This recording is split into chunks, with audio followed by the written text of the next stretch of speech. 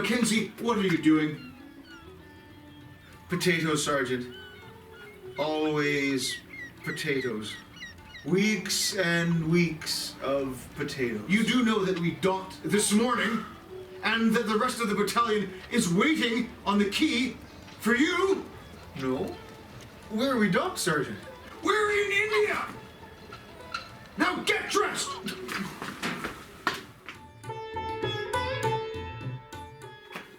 Waiting, waiting, always waiting for you know who. Right, fall in. It's about time. Present and correct, Sergeant. Mackenzie, if I were to give you the word of command, say, shoulder arms, what do you suppose you'd do right now? That's right, nothing, because you've forgotten your rifle. Now get back on board, find it, and get back here before they bring the gangplank up. Yeah! In part 4 of this series, we looked at the first two sets of valise equipment, the 1871 and the 1882 pattern. In this, part 5, we'll examine the two remaining sets of equipment used on the channel, the 1888 or Slade-Wallace valise equipment and the 1908 Webb equipment. It didn't take long after the introduction of the 1882 pattern valise equipment for further developments in personal equipment to take place. In a curious story of patronage, nepotism, and political posturing, two Army officers, Slade and Wallace, presented a new set of equipment for adoption by the Army. There were others. Amongst them was the Barrett set of equipment. This, like its competitors, had its own concept for carrying and distributing the load of the infantrymen. In the end, it was the set presented by the two Army officers that won acceptance. There was some thought put towards making it in brown leather, but that time had not yet arrived, and the use of buff leather, whitened appropriately, would continue. The main impetus in the adoption of a new set of equipment was the concurrent adoption of the magazine rifle, later known as the Magazine Lee Metford in .303 caliber. It would need new pouches to more effectively deal with the newer, smaller ammunition. Although history has much maligned this set of equipment, the Slade-Wallace set would deal, although not altogether effectively, with a number of shortcomings of previous sets. Firstly, the valise. In previous sets, the valise had been attached to the set in near semi-permanent fashion. Removal and attachment of it required the doffing of the complete set, and a major reconfiguring of the braces and straps. The new valise would be attached over the braces, not suspended from them, and therefore could be removed without taking everything else off. The size of the valise also changed. It got considerably smaller, presumably due to the list of necessities that it was felt needed to be carried. It also, unlike the previous 1882 pattern valise, did not have to carry the greatcoat. Whereas the greatcoat had been carried high on the back with the 1871 set, and in the valise with the 82, the 88 set would borrow a concept introduced with the 82 set, in that the greatcoat would, as a matter of course, be carried attached to the rear of the belt, with the mess tin atop. This left a spot for the valise high on the back. The early patterns of valise were of mixed construction in leather and oilskin. The later variants were completely leather. The braces underwent simplification as well. Designed to support the load of ammunition and kit on the belt, they did away with the brace ring concept, which earlier saw straps pass sometimes uncomfortably under the arms, and replaced this with a straight line concept, rising directly from the pouch.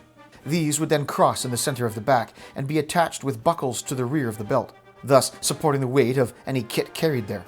For this, the belt was provided 3 built-in buckles in the rear section that originally were to accept the ends of the braces directly, although very quickly this concept was modified to include an intermediate piece known as a chape. More on this later. Rather than the separate greatcoat straps used with previous patterns, the braces of the Slade-Wallace set were afforded long extensions that were used to 1. Attach directly to the belt, and 2. Fix the greatcoat in its position. This resulted in a very long set of braces, which, when worn without the greatcoat on the belt, were rolled. The pouches were also a considerable improvement over previous designs. When this new pattern of equipment was conceptualized, The Martini-Henry was still very much the service rifle, and during its initial design phase, pouches that would accommodate the ammunition, 5.77 450 caliber, were designed and produced. These were not used in any great quantity, most battalions holding on to their older pattern equipment until the issue of the new rifle. The first pattern 303 pouches were of two types, a right and a left. The left pouch held 40 rounds in packets and 10 rounds in loops, while the right pouch, presumably due to the predominance of loading with the right hand, featured 20 rounds in loops and 20 rounds in packets, for a total of 90 rounds. Initially, this arrangement was augmented by a third pouch worn on the left brace above the main pouch, which held the spare magazine, and another 8 rounds, which originally was intended to be issued with all rifles. This concept was discontinued in 1890, indeed before many battalions had even been issued with the new rifle. Shortly after, this two-pouch system itself was discontinued, with the replacement of the 40-round pouch with another 50-round example. This 50-round pouch would see a number of variations, marks 1 through 3, but were all generally similar, with the pouch flap opening up. This was found to be wanting in some respects, and a new pattern was introduced with the flap opening outwards, holding 50 rounds, 20 rounds in loops, and 30 rounds in packets. Later in its service life, in particular during the Boer War, a mix of pouches was often used, presumably as one was easier for use standing or kneeling, and the other was better suited for when in the prone position. Thus, the Slade-Wallace set was in some ways simpler and more refined than previous sets. It wasn't perfect, however. It could be badly balanced, especially if the pouches did not contain ammunition, to counterbalance the weight of the valise and greatcoat. The valise was a great deal smaller than previously, but despite its novel method of attachment, it could move and bounce about, due to the somewhat curious method of attachment in only having 2 points to fix it to the braces. The set also still required the carriage of the water bottle and haversack, slung separately across the chest as well. It took some time for the Army to be duly equipped with this new pattern of equipment, the 82 pattern kit serving well into the 1890s. Indeed, this earlier pattern serving typically in volunteer units during the war in South Africa. During that war, the Slade-Wallace equipment was destined to be seen as somewhat substandard, and often its pouches were augmented or in many cases replaced by leather, cloth, or webbing bandoliers of various patterns, as a better way of carrying ammunition was sought. The Slade-Wallace equipment would soldier on into the early 20th century, gradually replaced by the 1903 pattern Bandolier equipment. This curious era would see new, modern clothing and rifles mixed with older equipment, used until stocks of newer patterns could be manufactured.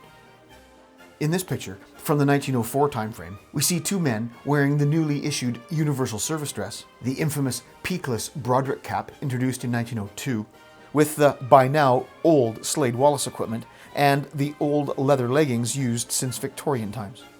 Truly a transitional period. The last gasp of the Slade-Wallace equipment would not come for some time yet. It was used by the Brigade of Guards until the 1930s, 1936 being the last year that the ammunition pouches were worn. Thereafter, the set was worn without them, 1939 being the last time Slade-Wallace was worn on parade.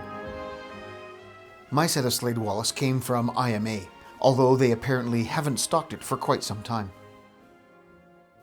It has had some modifications done to it, including the addition of a valise, made by me, a buckle to replace the snake clasp the set came with, and a rebuild of the braces so that the valise strap loops are correctly positioned at the rear of the shoulder straps instead of being at the front as they were on the set upon delivery. This work I also did myself. The mess tin strap was another easy addition. Perhaps the biggest change to this set has been the removal of the ghastly and unsightly enameling that came with the set. This horrible, shiny coating was of a color that might be best described as being that of a prosthetic. This was done with a combination of belt sander and Dremel tool, and made the set infinitely more appealing to look at and to wear. It also made the application of Blanco much more effective. More information on the set can be had from another video featured here on the channel. It dates from a few years ago, and the quality may not be quite up to modern standards. Military History Workshop in the UK is another source for high-quality reproductions of this most iconic late Victorian equipment set. From time to time, Stan at the Regimental Quartermaster stocks parts or complete sets of Slade-Wallace. stop by his Facebook page to see what he's got. The parts of the equipment were thus. The foundation of the equipment was the 3-piece waist belt. There were 2 ammunition pouches, a bayonet frog, 2 braces, left and right, 2 chapes, which were used to attach the braces to the back of the waist belt, a brace keeper, the mess tin strap, the mess tin proper, the greatcoat, and the valise. Not shown here were 2 standalone greatcoat straps, used to secure the greatcoat to the belt when the braces were not worn. In addition, there were 2 belt keepers, used to snug the belt up close to the buckle. These also served as brace attachments, used when the ammunition pouches were not worn, but the braces needed to be attached. To assemble the equipment, first the waist belt was laid out and the frog slipped on the left-hand side. Then the ammunition pouches, both left and right, were fed onto the ends of the belt.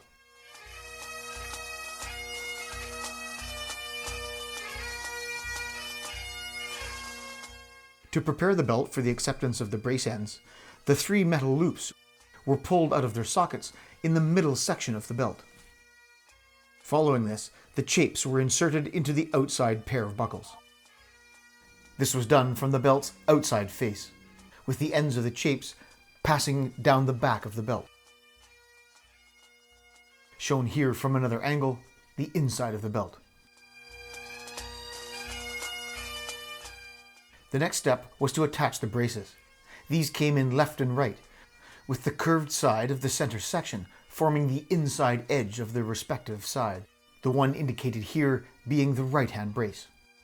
First, the brace was attached to the ammunition pouch. The end of the brace was fed through the 2 brass loops located on the inside edge of the ammunition pouch. Here, the later pattern. Once at the appropriate point, the end of the brace was then folded back through the buckle and adjusted accordingly.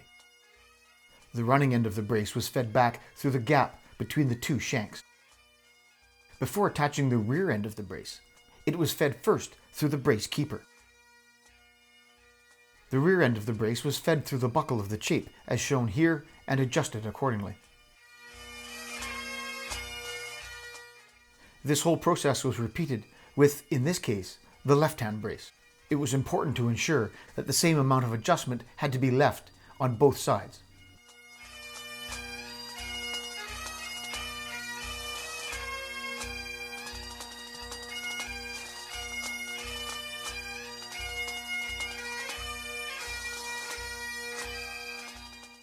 The next step was the fitting of the mess tin strap. This was fed through from the inside of the belt through the center buckle of the center section, shown here from another angle. In this way, the mess tin strap was fixed to the belt so it would not spin around and better support the equipment.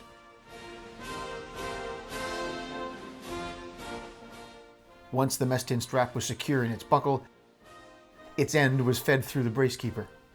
The rolled greatcoat or blanket was then fitted to the back of the belt.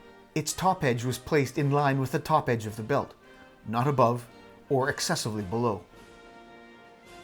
The brace ends were then passed around the greatcoat and buckled back to the chape.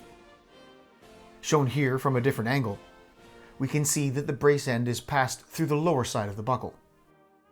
Then the strap is adjusted and fastened at an appropriate point. The end of the brace was then pulled back through the buckle and rolled to keep it out of the way. The same treatment was given to both brace ends. Once the greatcoat was fixed to the back of the belt, the mess tin could then be placed.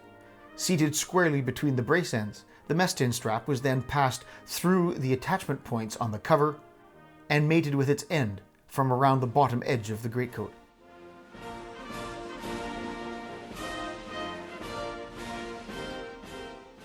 Excess strap was then rolled to be neat and tidy. The last step was the fitting of the valise. The straps of the valise were fixed by a large rivet and were intended to be able to move freely.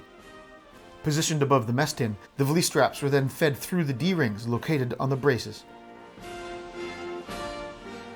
Once pulled through, they were fed down the front of the brace and attached to the buckle at the lower end. Note that this buckle had 2 shanks, one for the ammunition pouch and one for the valise. Once fastened, the end of the valise strap was pushed through the buckle, in the same way that the front end of the brace was.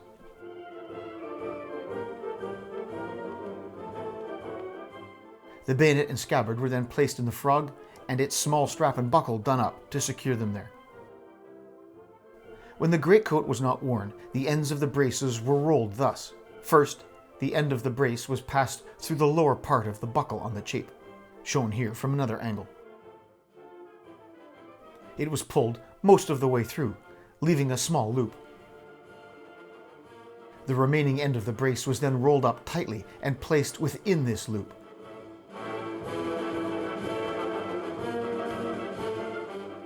In this way, the brace ends formed part of that iconic Slade Wallace look. The equipment could be worn in a number of configurations. The most simple was known as drill order, with the bayonet and a single ammunition pouch worn in the center of the back, unless ammunition was carried or other equipment such as the cape worn in that position, the pouch then being worn at the right front. Ordinarily in this order of dress, the undress garment would be worn. For Highland units, a white shell jacket. I do not own one, so I've demonstrated drill order with the use of the undress headdress, the Glengarry, and the doublet. Very similar to this was review order. With the same placement of bayonet and pouches, it was worn for various ceremonial functions, along with, however, the full dress garment and headdress. A modification of this was field day order, which generally added the haversack and water bottle. The full set of equipment, including the valise, was termed marching order and was worn on maneuvers, multi-day exercises versus single-day field days, but generally only at home. On active service, light marching order was worn, which typically excluded the valise.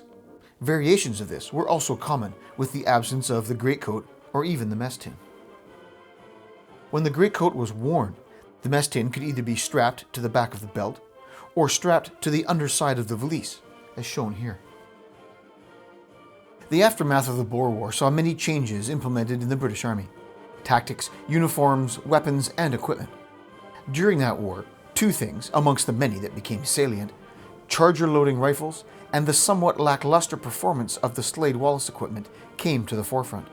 The former wasn't dealt with until after the war, with the issue of the first pattern of SMLE, a subject covered in depth elsewhere on the channel. The latter was dealt with in an ad hoc fashion during the war, in a number of ways, perhaps most prominently by the substitution of various patterns of bandolier for the issue ammunition pouches. These were made of leather, and also of the relatively new woven cotton webbing, as produced by the Mills Company. These bandoliers were of many patterns and styles, and their use was pervasive. By the end of the war, the field army had become one great huge collection of expedient kit. Immediately after, these two concepts, charger loading and the new rifle, and the use of the bandolier as the primary way to carry ammunition, were mated in what was thought to be the way of the future: a bandolier for chargers. This concept would see the introduction of the 1903 pattern bandolier equipment, with, as its foundation, a leather bandolier which was, for the first time ever, made not in the buff leather of earlier sets, but of brown leather, holding 50 rounds. The 1903 pattern bandolier equipment was not successful. Although it limited the load able to be carried, itself most welcome to the always overburdened infantry, it wasn't what was needed. Shortly after its introduction, a better solution was sought. This came in the form of the 1908 pattern web equipment, in what was in reality the first of its kind. It was a set of equipment that carried all the soldiers' necessities in a single assembly. This could be put on and taken off like a coat, and was made of the relatively new webbing material. It could carry 150 rounds of .303 in chargers. Each of its 10 individual pouches could hold 3 chargers for 15 rounds. It had provision for an entrenching tool, and due to its large pack, it could carry the greatcoat and mess tin among other sundry items. The two items that had always been slung across the chest, namely the haversack and the water bottle, were finally incorporated into the assembly. No longer would they be separate items. This new set of equipment was far and away the best set of infantry equipment then in use. Initial patterns saw some features that would eventually be changed or modified, such as flared braces, extra water bottle fitting options,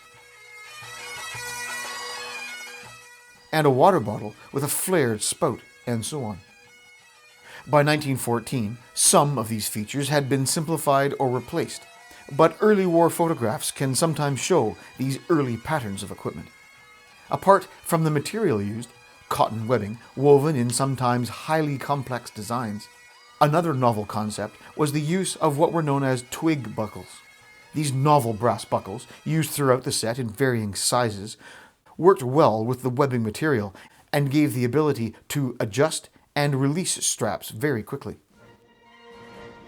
So equipped, the British Army and the majority of the Empire marched to war in 1914. This set of equipment would quickly become iconic and an inseparable part of the aura of the World War I Empire soldier. There was one more significant change that took place during the war. In 1914, the cartridge carriers had been of the same design, albeit them mirror images of each other. Very early on in the war, it was found that by leaning up against the parapet of a trench, exposing the left-hand carrier, it rubbed and caught the flaps of the individual pouches, resulting in them being torn open and ammunition lost. This was remedied by the introduction of a specific left-hand carrier with special straps fitted to the 3 lower left pouches. These enabled the pouches to be opened and the ammunition taken from inside, but if they had been opened by some sort of accident, the ammunition would not simply fall out. This modification was instituted in October of 1914. As stated, the set, as used here on the channel, is centered around 1914, and therefore the parts shown are somewhat indicative of the early war period. The set is a mixed set from replicators in India and What Price Glory from the United States. Some of the Indian components needed some modification, namely an extension of the bayonet frog and the resewing of the water bottle carrier to enable them to be fitted correctly. The components from What Price Glory, in particular, seem to be quite faithful reproductions, with decent quality and the correct woven cartridge carriers. Integral to all sets of infantry web equipment until the 1960s was the application of waterproofing cleaner. This was universally known as Blanco, which was a brand name, and didn't necessarily refer to a white color. Indeed, it was available in many different types of field-related colors as well. This product, which came as a cake in a tin, was used with water as a medium and was applied with a cloth or brush and then left to dry. So treated, the webbing assumed a uniform color and was somewhat protected against water and the weather. Initially, I used the set unblancoed in the light brown color it came in. After upgrading some elements of it, I decided to blanco the entire set, as the different components had differing colors. By doing so, a uniform color was achieved and a better look overall. The product I used for this was a modern blanco substitute from Soldier of Fortune in the UK. It comes in a small tube, and 2 bottles of which were sufficient to blanco the entire set, including the large pack of my web equipment. The components of the 1908 set were as follows. It consisted of a waist belt, a haversack, an entrenching tool head and carrier, a water bottle and its carrier, supporting or valise straps, cartridge carriers, 1 left, 1 right, an entrenching tool helve, the entrenching tool helve carrier, a bayonet frog, 2 braces, and the large pack. To assemble the set, first the belt was laid out. Then, the entrenching tool helve carrier had to be buckled to the lower edge of the bayonet frog, which was then slid onto the left side of the belt. Next, the cartridge carriers were fixed. Here we see the important feature on the inside of the diagonal strap for bearing the weight of the valise. They were fixed to the belt with a combination of C-hooks at the front and back edges and 2 small straps which were attached around the belt with press studs. Next, the braces were attached. They were fed through the buckle at the top of the cartridge carrier from the front, so that they passed down the rear of the carrier but in front of the belt. The brace was then fitted to the opposite buckle on the back of the belt. Here we see the ease of use of the twig buckle. The other brace was fitted in a similar manner. You see that once this has been done, it leaves 2 sets of usable straps hanging down from below the belt on both sides for the further attachment of other articles. Next, the entrenching tool was fixed to the inner straps at the right-hand side. As this set is assembled, according to the way it was worn in early 1914, the inner straps have to be used for the fixing of the entrenching tool carrier. This will enable the water bottle then to be placed and suspended on top.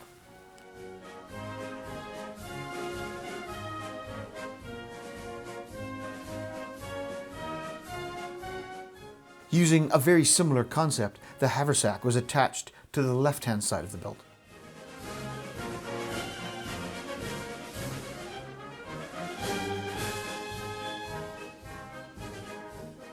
The fitting of the large pack was achieved thus. Now, official documentation differs slightly here, but I've found that to attach the supporting or valise straps first, it makes things a little bit easier.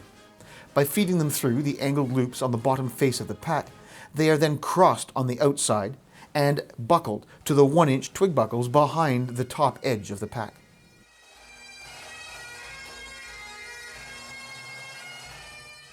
The pack can then be attached to the braces by means of the sliding buckles placed on them for that purpose. Adjustment of them would see the lower edge of the pack sit at or very slightly below the lower edge of the belt. So positioned, the supporting straps could then be attached to the diagonal braces that protruded from the back of the cartridge carriers. Thus assembled, the set was in one piece.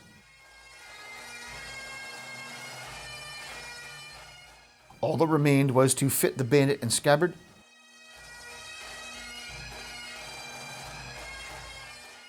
and the entrenching tool helve.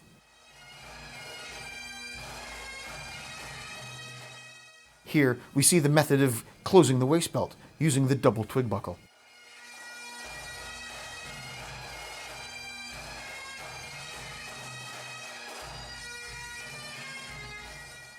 The equipment could be worn in a number of ways. The full set, termed marching order, included all the components, including the large pack. Its use was nearly universal during the early part of the war, predominantly in 1914. The conditions of mobile warfare as seen in the early part of the war necessitated the man carry all his belongings with him. The haversack, water bottle, and entrenching tool were all slung at the side of the body. In what was termed marching order without packs, the large pack was simply removed, leaving the haversack, entrenching tool, and water bottle in their former locations. This was used in places where the line or the fighting had stabilized, the packs not being needed. Typically, this order of dress with the haversack on the side was only used in the early part of the war. Although seemingly referenced in the musketry regulations as drill order, this order of dress, including the cartridge carriers and bayonet only, might be more aptly called musketry order, that which was worn for shooting and range work. Although referenced differently in the musketry regulations, a more common-sense version of drill order would see just the belt and bayonet worn. From 1915 and on through the end of the war, a common order of dress worn was what might be termed battle order. This saw the haversack moved from the position at the side of the body and placed on the back in place of the large pack. The entrenching tool was moved from a position at the side of the body to across the backside, underneath the haversack. Of course, generally speaking, by this time, the Glengarry had been superseded by the tam o' shanter. This brings us to the end of Part 5 of the kit series, and so concludes, for the time being, the showcase of the kit used here on British Muzzleloaders.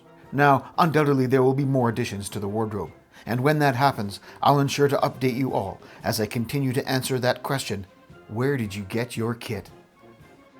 I'd like to thank a few people for their generous contributions to this video. Friends of the channel, Grant, Toby, and Jim. Grant compiled the images of the Slade Wallace pouches from Pierre Turner's book, Soldiers' Accoutrements of the British Army, for easier viewing. Toby provided some of the images of the 1903 pattern bandolier equipment from his Facebook page, The British Army and Navy from 1898 to 1914. Jim's collection of Victorian kit is second to none, and I thank him for the use of some images of the Slade Wallace equipment. Last but not least, great help was provided by the website Karki Web in the use of some of their pictures. This is, hands down, the best single source for information on British military personal equipment of the 20th century. It is an unbelievable reference. My thanks to you all.